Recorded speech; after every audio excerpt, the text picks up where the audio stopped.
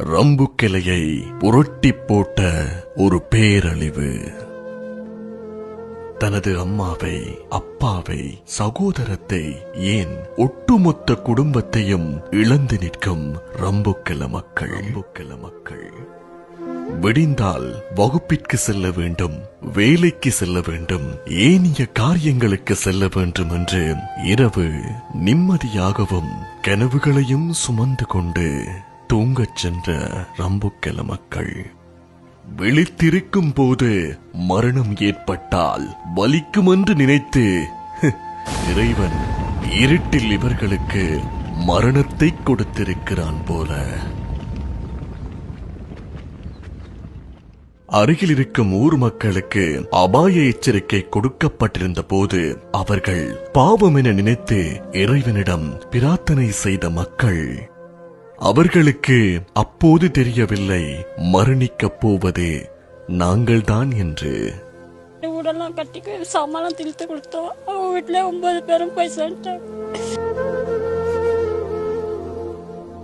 எங்களுக்கு இனி வேலைக்கு ரொம்ப கொலைய அறவாசி அழிஞ்சு போயிருச்சு.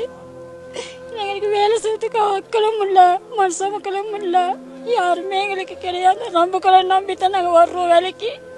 இந்த ரொம்ப கொலையே இல்ல, அழிஞ்சிருச்சு. இந்த ரம்புக்கிள மக்கள் இருக்கும் மக்களுக்கு யார் சரி பார்த்து உதவி செஞ்சு கொடுங்க.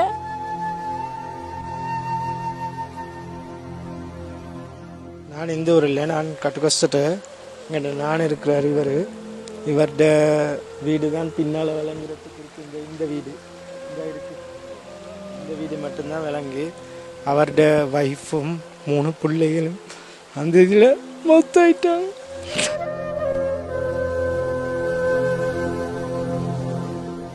சரியாக நள்ளிரவு 12:30 3 விமானங்கள் ஒன்றாக தரையிறக்கப்பட்டால் வெறும் சத்தத்தை போல பாரிய சத்தம் கண்ணிமைக்கும் நேரத்தில் அந்த கிராமத்தில் உள்ள 35 வீடுகளும் மண்ணுக்குள் புதையண்டு போனது.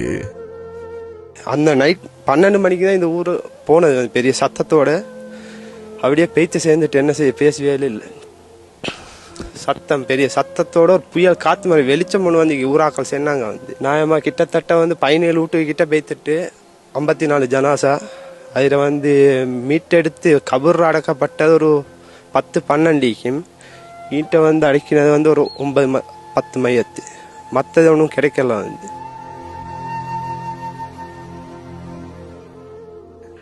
என்ன நடந்தது என பதறி அடித்து தேடியோடிய மக்களுக்கு இறுதியில் மண்ணை மட்டுமே பார்க்க கிடைத்தது.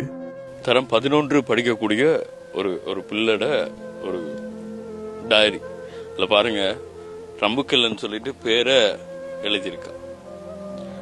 ஆனா அதை பார்க்கக்கூடிய கொடுப்பனா அந்த ஊரே இல்லாம போயிருக்கு. சந்தோஷமாக எல்லோரும் ஒன்றாக வாழ்ந்த வீடுகள், ஒன்றாக சாப்பிட்ட அந்த நிமிடங்கள், அன்பை பரிமாறிக்கொன்ற அந்த ஆசை நிமிடங்கள், விளையாடி தெரிந்த வீட்டின் முன்புறம் தான் வாழ்ந்த வீடே தனக்கு இறுதிக்குழியாக அமையும் என்று யாரும் எண்ணியிருக்க மாட்டார்கள். சரியான கவலை இருக்குது. பஸ்ல போனாலும் டிக்கெட்டுக்கு சொல்லிக் கொடுப்பாரு, தேத்தி குடிச்சாலும் சொல்லிக் கொடுப்பாரு. எல்லாரும் வசனேம்பாங்க.